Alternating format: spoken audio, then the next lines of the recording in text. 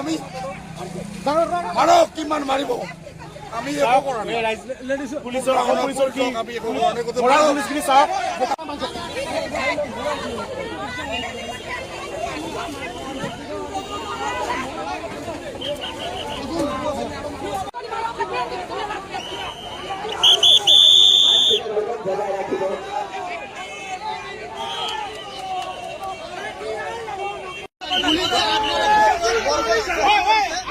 আপোনালোকে দেখা পালে মানুহৰ তাৰিখ কি কৰিছে আজি গণতান্ত্ৰিকভাৱে আন্দোলন কৰিব এই গছবোৰক আমি ধিক্কাৰ জনাইছো।